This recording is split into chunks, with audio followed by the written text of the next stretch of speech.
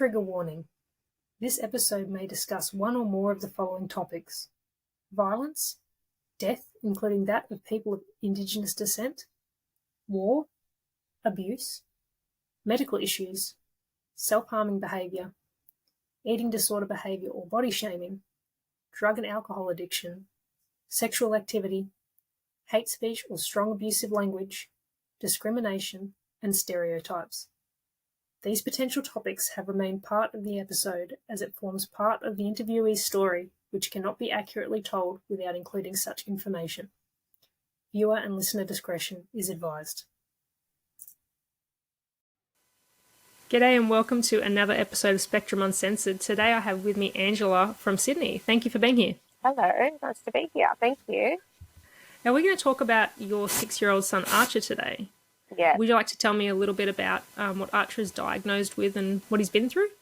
Yeah, so Archer is the happiest little guy you'll ever meet.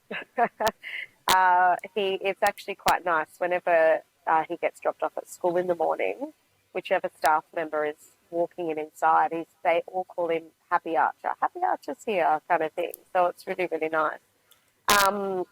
So Archer has a condition called 22q11.2 Deletion Syndrome, which is also known as DiGeorge Syndrome, and it has a couple of other names as well, but I think most commonly known as DiGeorge Syndrome. So essentially, the way he was diagnosed, so he was 2 months old when he was diagnosed. So when he was born, he had a suspected heart murmur, and we were given a referral for a cardiologist and sent on our way. So it took 2 months to get in to see a cardiologist. So the first 8 weeks was just us learning how to be parents, the sleepless nights and all that stuff. So when he was 2 months, he went to that appointment. And obviously my brother had a heart murmur, so I didn't really think much of it. We weren't worried at all. Anyway, so we went to the appointment, and they were taking a really long time, with the scans and double checking things. And then the first lady that did the ECGs and echoes and stuff went and got another doctor. I still didn't click that something was wrong. Anyway, and then we were told that he had a heart condition called tetralogy of Fallot, so basically there are 4 issues with the heart, with tetralogy of Fallot.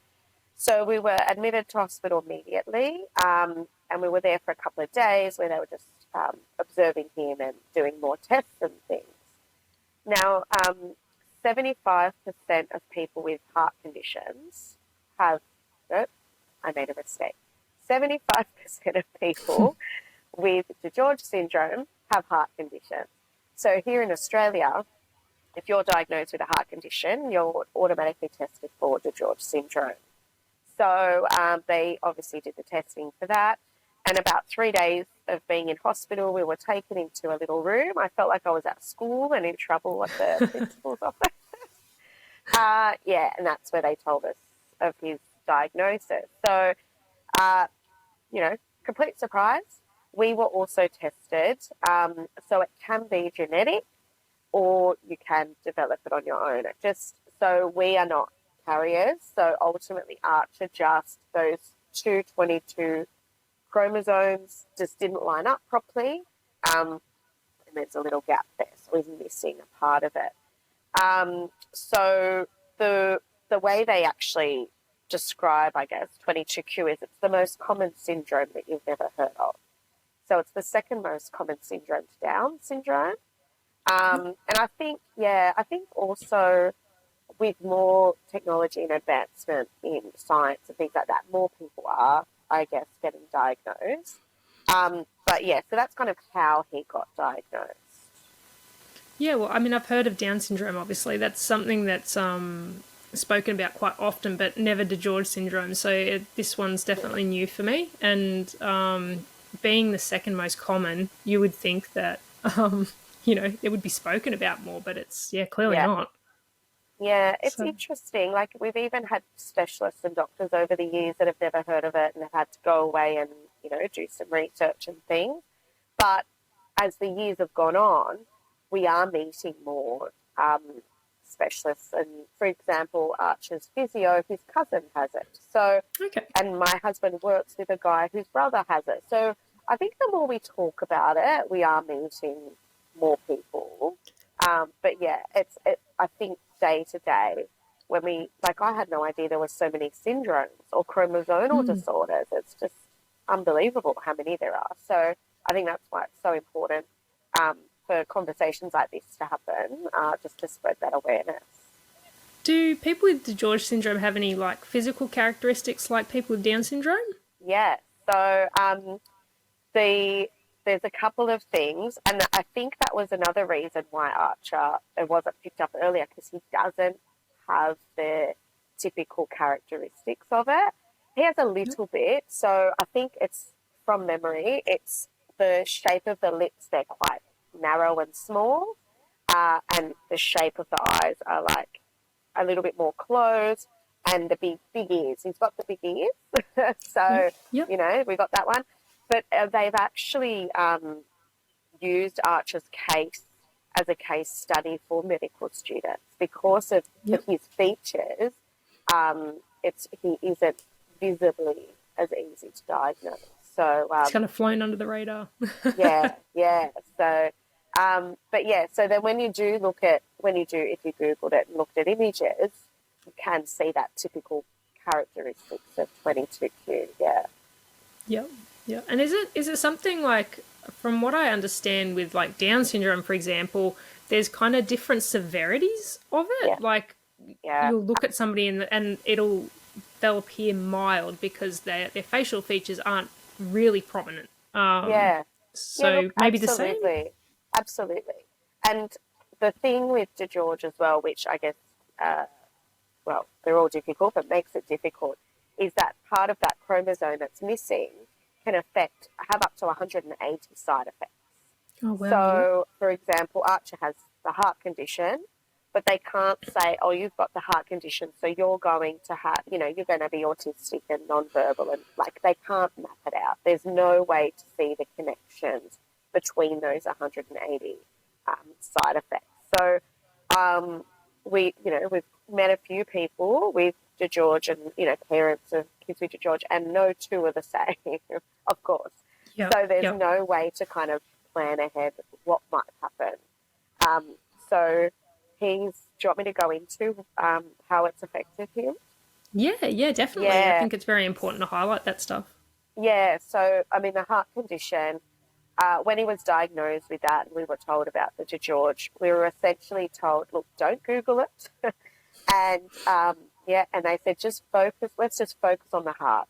Let's get that fixed. That's obviously the priority. So kind of, I would say the first 6 months was, getting him to a healthy weight. He had to be put on an NG tube because he wasn't drinking enough. And we'd already seen our GP before that 2-month mark because we were worried about his drinking and he wasn't putting on weight. So in hindsight, that was connected. So he had the NG tube for about 12 months, and that's what helped get him to the weight required for his heart surgery. He was also diagnosed with a submucosal cleft palate. So people with DiGeorge can have different cleft issues. So some have the full cleft. Archer has the submucosal cleft, which is essentially, if you think of the top of your mouth as 3 layers, the middle layer is missing. So he's had surgery for that, so obviously we know ears, nose, throat, all that's connected. So with the palate issue also causes hearing issues, and a lot of people with DiGeorge have glue. So he's had grommets. He has a hearing device to help him at times. They also found when they did the heart surgery that he has no thymus. So he is inclined to get more sick because that's what regulates our white blood cells and keeps us healthy and fight infections and things like that. So a common cold, can land him in hospital for a week or two. In saying that, as he's getting older, I feel like that's becoming less common, and I think COVID has helped with that a lot. people being forced to stay home when they were sick, and all the lockdowns, all that stuff. So because he wasn't being infectious, I guess, like, you know, there was no people exposure. weren't sharing their germs. Yeah. So basically the 2 years of lockdowns with COVID was our first winters without hospital visits. So that was nice. And then so he is also nonverbal. And so I'm a teacher. So I picked up the traits of autism very early, probably from about 6 months, 8 months old. And I brought it up with this paediatrician quite early on, but he wanted to wait till he was a bit older, which is fair enough for diagnosing him. But he was eventually diagnosed with ASD level 3, severe global developmental delay, and an oral aversion. So, as I mentioned earlier, the feeding was an issue, but it's hard with Archer because a lot of it is sensory.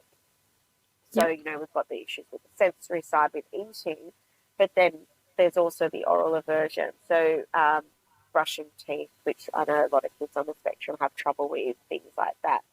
So it's that's kind of the day-to-day things that kind of impact him every day. But we actually just had an appointment yesterday with his paediatrician, and I went in with my long list of things to talk about, as we do. So he needs grommets again because the old ones have fallen out. But there was 2 areas we spoke mostly about. So one is his constipation. He's very constipated. It is another present from the DiGeorge diagnosis. He was actually hospitalised a couple of months ago because of it. And the X-ray, it was just unbelievable how much, but poo was in his body. So the paediatrician, she's advised that he needs to have a biopsy to check for Hirschsprung syndrome, which my understanding, the way she explained it, was it's to do with the nerves in your bowel that tells your body to go to the toilet. So people, you know, those nerves don't work properly for people with Hirschsprung syndrome. So we're going to look into that. And, you know, he would need surgery of some kind to help with that as well. And then we had a long talk about a possible ADHD, possibly looking into ADHD as well, which I've kind of thought a couple of times in the past with him, but, you know, kids on the spectrum already, like we know there's a lot of overlaps. But the problem with if Archer, let's say he does have ADHD, which is absolutely fine, the options of medicating him are a bit tricky because of his heart and also because it reduces your appetite and his weight is already very low. So DiGeorge people have their own height and weight charts because they tend to be smaller than normal people, average people. And Archer is only in the 5th percentile of the DiGeorge chart. So he's 6 and yesterday was weighed at 15.8 kilos. So he's very little. Yeah. Whereas our 20-month-old is 14 kilos. So it kind of puts it side by side. Yeah, yeah. So she is very concerned about the weight, but I think the constipation has to be a part of that. So we want to try and get the constipation sorted to hopefully eat more, and then, you know, hopefully then we can look at the ADHD stuff. So we've got to kind of do things in a certain order. But, so that was yesterday. Yeah, well, I definitely understand that stuff because my son struggles with constipation quite a bit, and we had a similar issue. We ended up having to have an X-ray, and sure enough, it was like up to his eyeballs, and the first signs were he's not eating and things like that, and he's complaining of tummy ache and things. And as soon as he was like flushed out, he was eating like a racehorse. Like it was just insane. Yeah. So once we had that under control. And it's hard because you got to get in front of it, and it's not that easy. Like they make it sound so simple. Like just make sure you're planning ahead. It's like you don't know usually until it's too late. And Yeah. similar, like I understand the medication thing too, because a lot of ADHD medications are stimulants, and that wouldn't pair well with a heart condition at all. Yeah. My son, he's been on stimulants and it didn't work for him. He's ADHD and autistic, but they made him manic, so they did kind of the opposite to what they were meant to do. Yeah. And yeah, he's very tricky. I don't know if you guys have had a DNA panel done for Archer. Yeah. Yeah, I think it was about Yeah. $200 or something like that. But it was like the best thing we ever did, because it does, it outlines. It doesn't tell you what will work and what won't work, but it kind of gives you a guide. And it's really Yeah. hard when you're navigating things like medication, because you've got to do trials, and it's got to be a certain period of time that you're on this medication to see if it truly works. So you might, trial 10 different medications over 5 years. And that's a long time, especially for a little person. That's, a big chunk of their childhood. And you don't really want to mess with that for, if you can avoid it.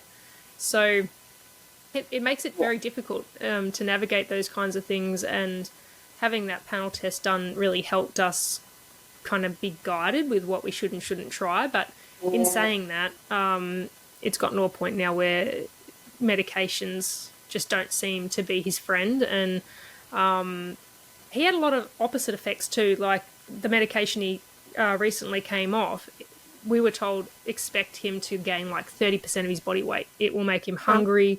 He'll eat a lot. And he didn't. He actually ate less. Yeah. So he's he's 10 and he's about 150 centimeters now, and he's about 33 kilos. But before we stopped the medication, he'd be lucky to have hit 30. He was usually around that 28 kilo mark.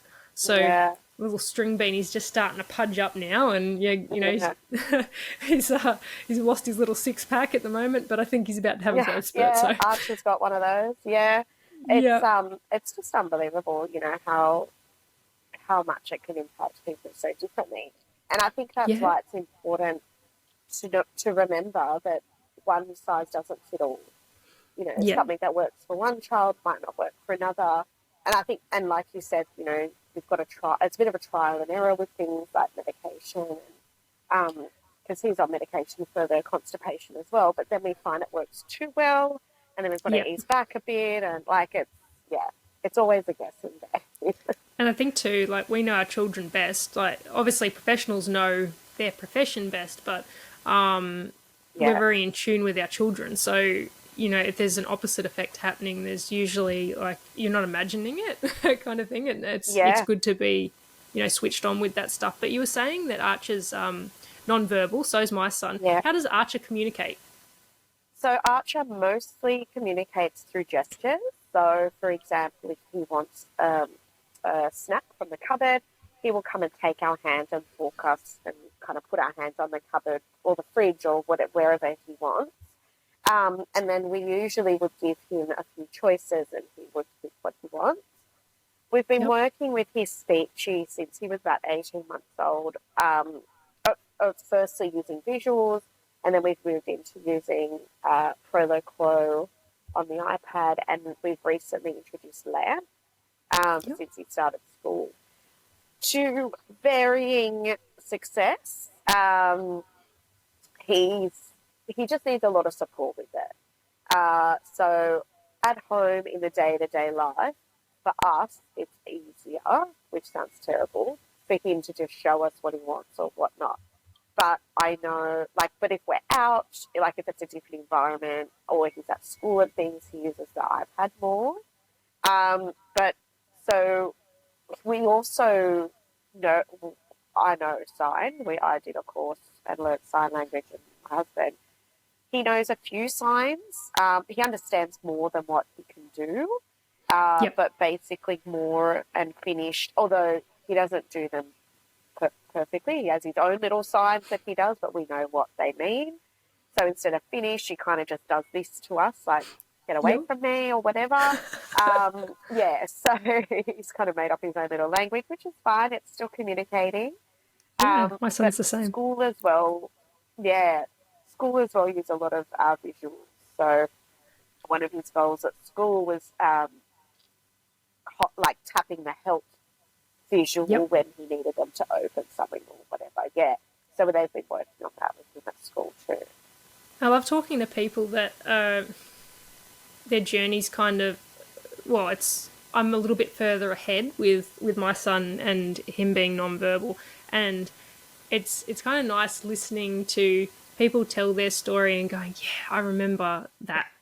I remember that time in my son's life, and I look at him now and just think, oh, if I could just like bottle all that hope and everything and just, spread it around, because my son was very much like that. It was taking your hand, pushing your hand to what he wanted. Yeah.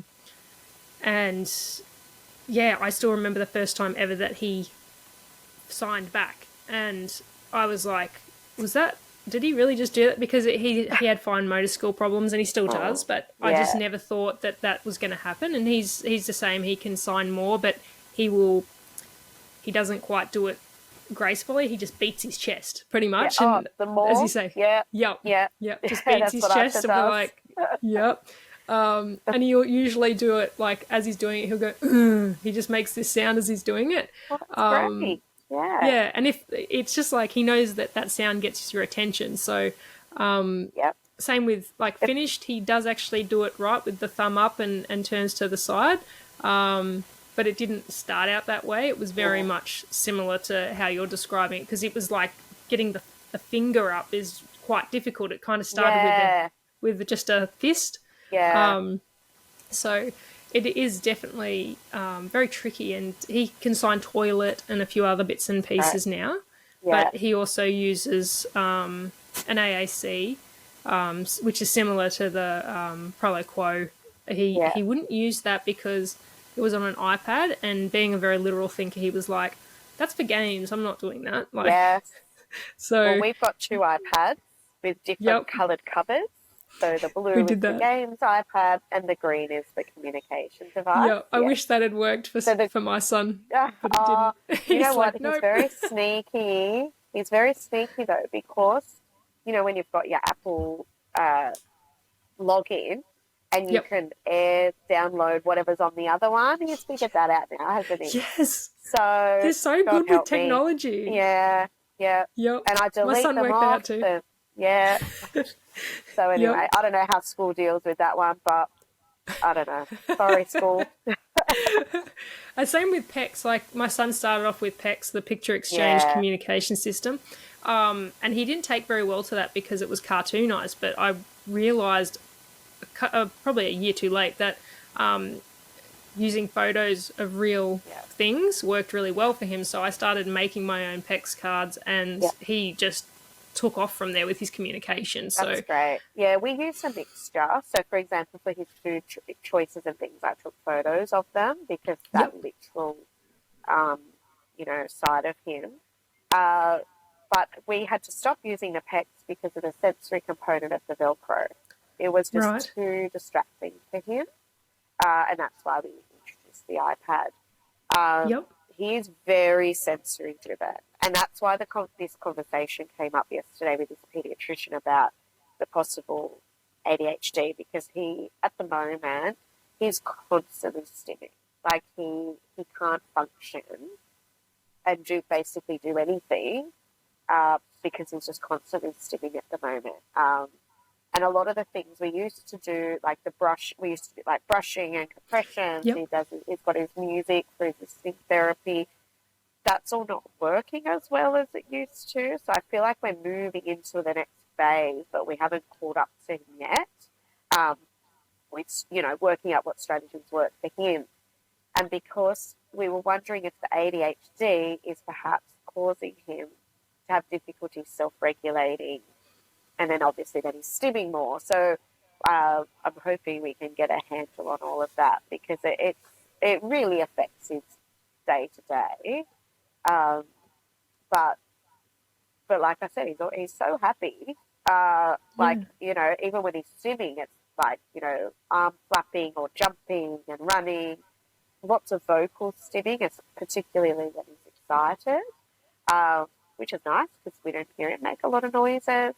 So it's interesting because his little brother, who's 20 months, Archer, will run up and down the hallway, and he'll say, go, And now Hudson has started doing that, running up and down the hallway going, duh, duh, duh, duh, duh, you know, and Yep. it's quite cute actually.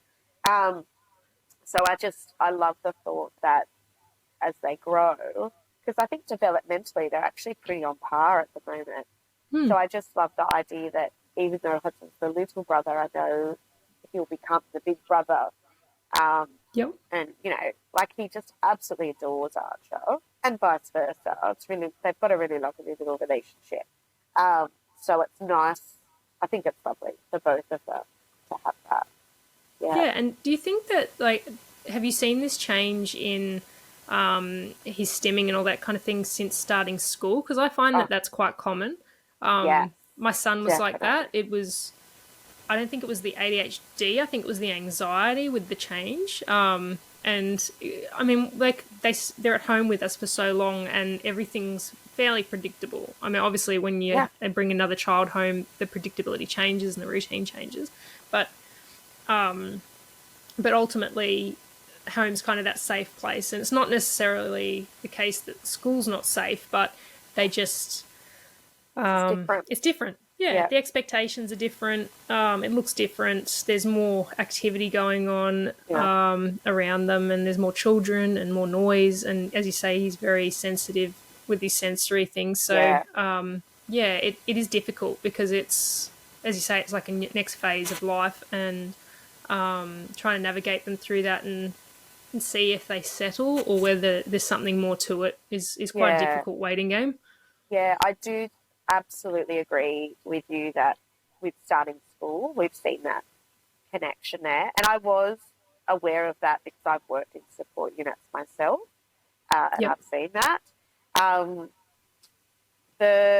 What we do try and do is, like, when he comes home, that's when we start the decompressing. He loves water, so we usually straighten the bath in the afternoon or anything like that to kind of help him recenter. But I think it's hard. Obviously, it's hard to know, but whether he's picking up stims from other kids, like is it a copying thing, or is it just him, doing these things? So that's kind of that was that conversation we had with the pediatrician yesterday as well, just trying to figure all that out. And it also made me realise yesterday, because we hadn't been to an appointment for about 9 months at the hospital, so it was a new environment in terms of day-to-day activities, and it really made me realise how much we try and protect Archer and ourselves, because there's home, school, maybe the shops, my parents' house, my sister's house. There's only certain places we go. And I didn't really click with that until yesterday, because he was very overstimulated yesterday, very much, and I clicked with it, because I just thought, wow, like I didn't realize how much. I get, the only word I can think of is that we were trying to keep him comfortable and protect him in certain environments. But so that was really interesting yesterday to kind of see. That was extreme stimming. I would call that extreme stimming yesterday. But it was just so interesting, because I've not seen that in so long. Because we're usually at places where he's already comfortable. So, and I think too that we, as you say, we try to protect them, and sometimes it's like having the opposite effect, in that, like, it's not actually helpful to protect them so much, and there's no malicious intent in it, but it's like you literally want to wrap them in bubble wrap and keep them safe and keep them happy, but you're not realizing that. I mean, we know subconsciously that life isn't like that and will not remain that way for anybody. They need to hit those lows and their highs, and experience suffering's probably a little bit of a harsh word, but you know what I mean. Being uncomfortable, perhaps. Being out of their comfort zone.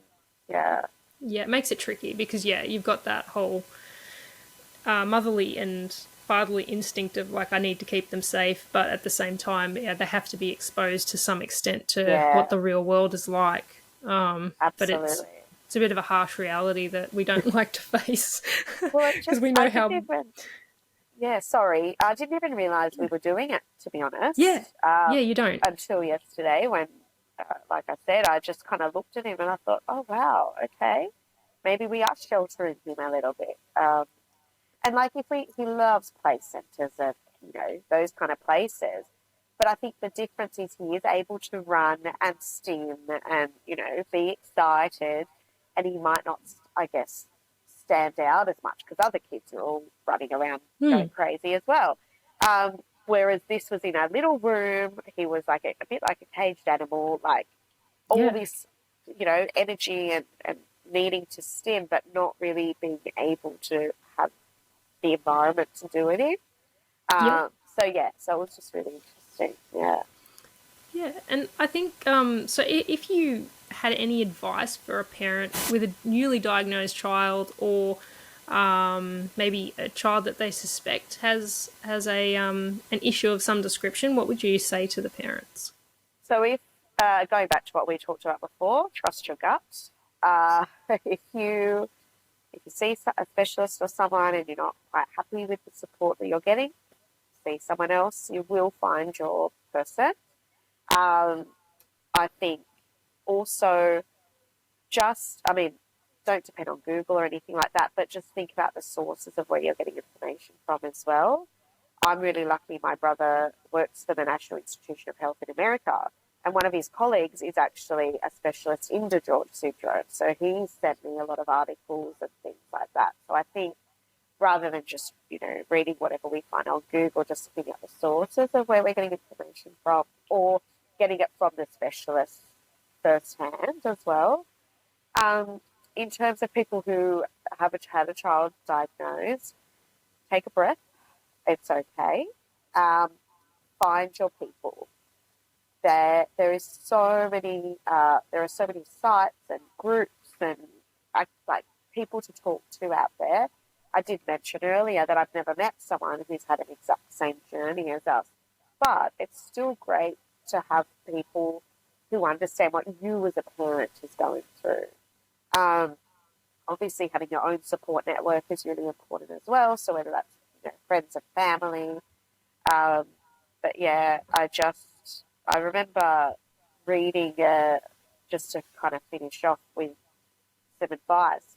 I remember reading I think it was a poem or a short story about being a parent of a child with additional needs, and it's kind of the simile with traveling, and it was like, as a parent going into parenthood, it's like you've booked a trip to Italy. You've bought the tour guides. You've booked all of your plans and your hotels, and you know what food you're going to eat and restaurants you're going to go to.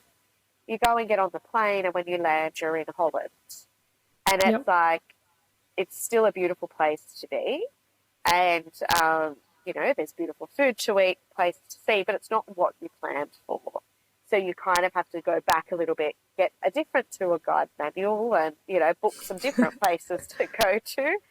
But it's still a beautiful place to be. And I cherish that every day with Archer, because he has taught us so much about loving life, loving the little things, and just, being yourself and being unapologetic for it. Yeah. Not taking the little things for granted too. You celebrate every little thing. Every little thing's a big thing. And I love that. I absolutely love that. Yeah. Yeah. It's living in the moment and everything, isn't it? It really is. It certainly makes you slow down a little bit and be more present.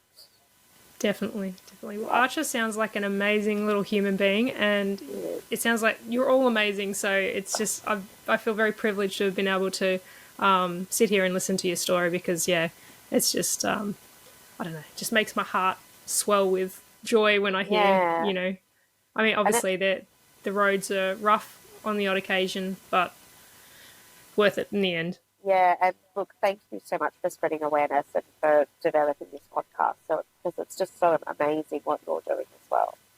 It's just, I'm really enjoying it. So it's I don't know. I just, I didn't think I would be, this engrossed in it, but I'm kind of obsessed now. So, so there's no going back. But thank you again for your time, and I'm sure I will chat to you another time, because there is a lot to go through and speak about. So. Thank you so much. Thank you. Take care. Thanks. Bye. Bye.